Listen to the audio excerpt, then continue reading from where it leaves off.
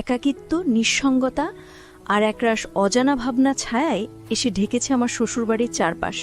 আমি জানতাম না বিয়ের অল্প কিছুদিন পরেই আমার স্বামী বিদেশ চলে যাবে। জানলে হয়তো আমি বিয়েটা করতাম না, কারণ এই বাড়িতে শ্বশুর শাশুড়ি কেউ নেই কোনো আত্মীয় স্বজনের আনাগোনা, কেবল আমি আর ঘরের দেয়ালে ঝুলে থাকা কিছু প্রেমের হাসি। স্বামী যখন জানালো সে বিদেশ যাবে এবং আমায় একা রেখে যাবে এই নির্জন বাড়িতে, তখন আমার খুব ভয় হয়েছিল। আমি তাকে বলেছিলাম, ছোটখাটো একটা ব্যবসা শুরু করো, তুমি যদি আমার পাশে না থাকো তাহলে এই বাড়িতে তো আর কেউ নেই, কিভাবে থাকবো?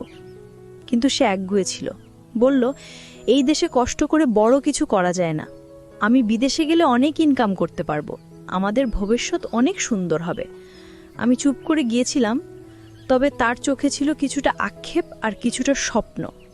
সেই সময় সে আমাকে আশ্বস্ত করল, তোমার চিন্তা করতে হবে না, তুহিন তো তোমার ছোট ভাই, সে আমাদের বাড়িতে এলে এই বাড়ির খেয়াল আর তোমার দেখাশোনা করতে পারবে। তাকে এখানে রেখে দাও, তুমি ওকে একটা স্কুলে ভর্তি করিয়ে দিও, সেখানে থেকে লেখাপড়া করবে আর তোমাকে দেখাশোনাও করতে পারবে। আমি প্রথমে দ্বিধায় পড়ে গিয়েছিলাম, তুহিন তো এখনো ছোট, ক্লাস 9-এ পড়ে, কিন্তু আমার মনের ভেতরে ভয় আর নিঃসঙ্গতার যে অন্ধকার, সেটা এতটাই ভারী ছিল যে শেষ পর্যন্ত আমি বাবাকে ফোন করে সব জানালাম।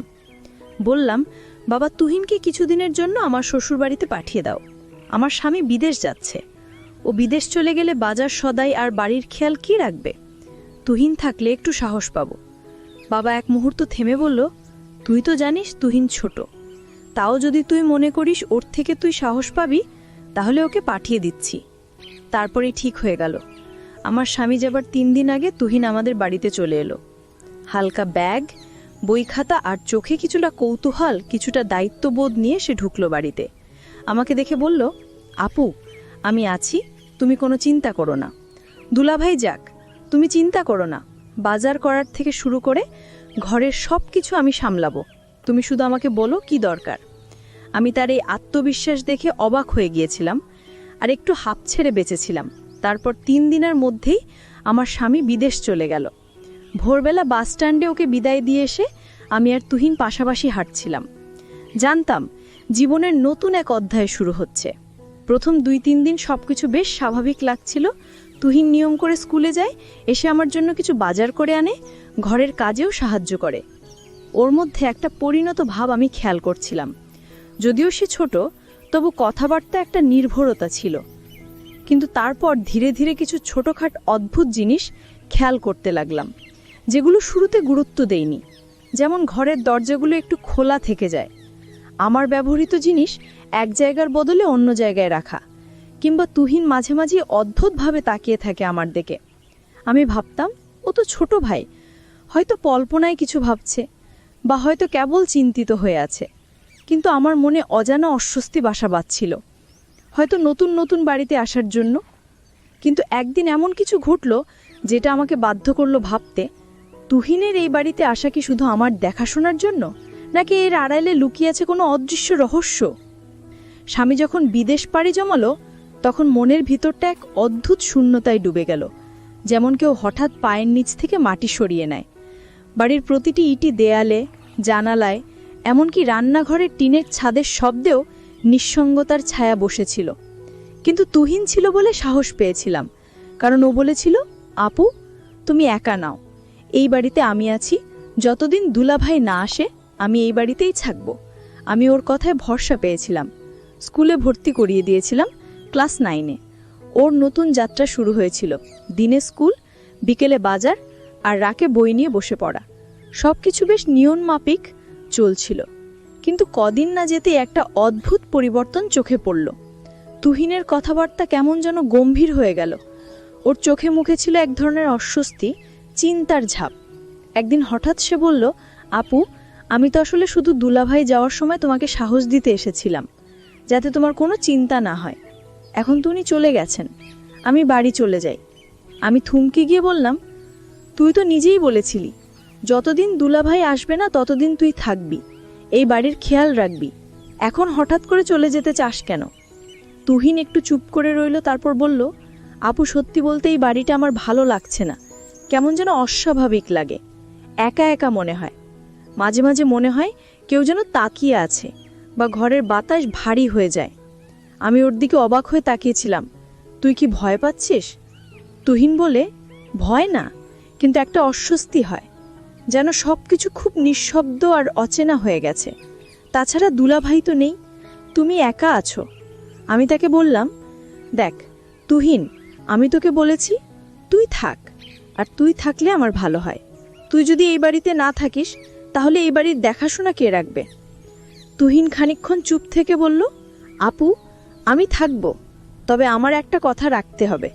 আমি হেসে বললাম, বল কি চাই? ওর মুখটা হঠাৎ গম্ভীর হয়ে গেল। বলল, তুমি সেটা আমাকে কখনো দেবে না। আমি অবাক হয়ে বললাম, তুই চাইবি আর আমি না দেব, এটা কি হয়? সে বলল, তাহলে শোনো, আমি এখনই বলবো না, পরে বলবো। আমি হেসে বললাম, আচ্ছা পরে বলিস। এরপর কিছুদিন সবকিছু স্বাভাবিক মনে হচ্ছিল, কিন্তু আমি মনে মনে ভাবছিলাম তুহিন কিছু একটা মনে লুকিয়ে রেখেছে। মাঝে মাঝে রাতে আমি রান্নাঘরে পানি নিতে যাই, দেখি সে জেগে বসে আছে। আবার কখনো দেখি জানালার পাশে দাঁড়িয়ে বাইরে তাকিয়ে আছে, যদিও বাইরে তেমন কিছুই নেই। একদিন আমি জানতে চাইলাম, তুই রাতে এত জাগিস কেন? তুহিন একটু চমকে গিয়ে বলল, ঘুম আসছিল না আপু। আমি আর কিছু বলিনি। কিন্তু এরপর একটা দিন এলো, যেদিনও আমার মুখোমুখি হয়ে বসলো এবং বলল, আপু, তুমি বলেছিলে আমার কথা রাখবে, তাই না? আমি বললাম, হ্যাঁ বলো। ও বলল, আগে প্রথমে কথা দাও রাগ করবে না। আমি একটু অবাক হয়েও বললাম, আচ্ছা রাগ করব না। তখন ও বলল, তুমি দুলাভাইকে অনেক ভালোবাসো, তাই না?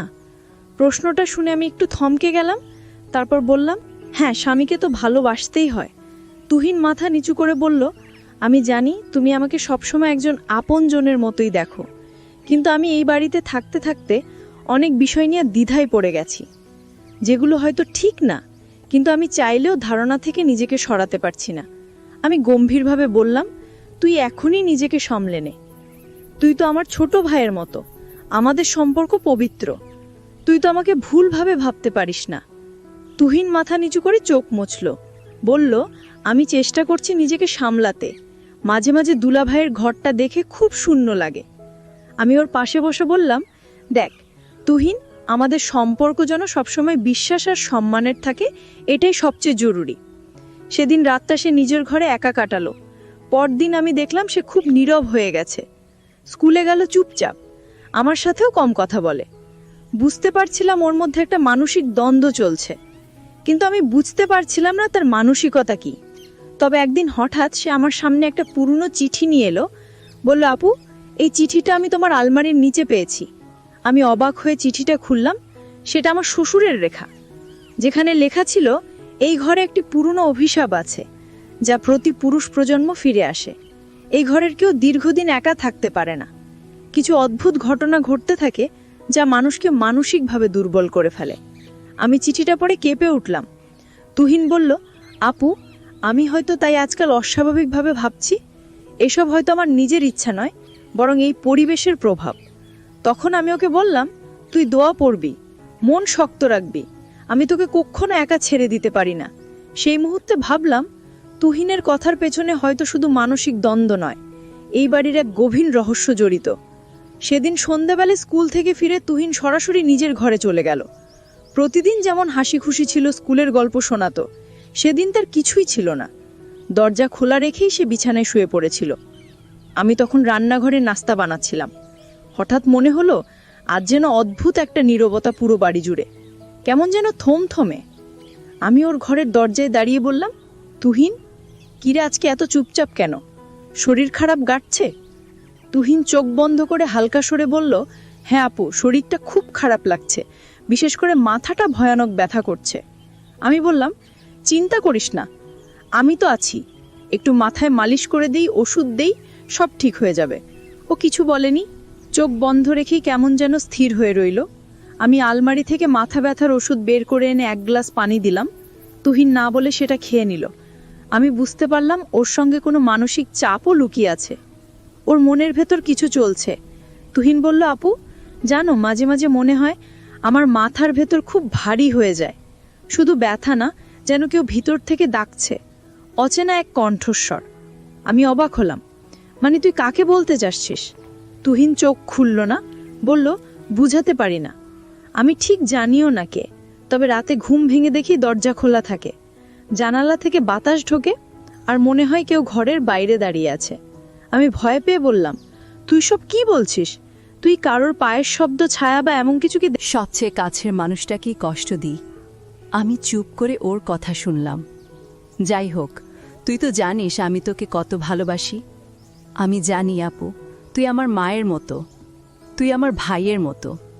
তুহিন চোখ বন্ধ করল, বলল, এই কথাটাই সবচেয়ে বেশি শক্তি দেয়, আবার কষ্টও দেয়।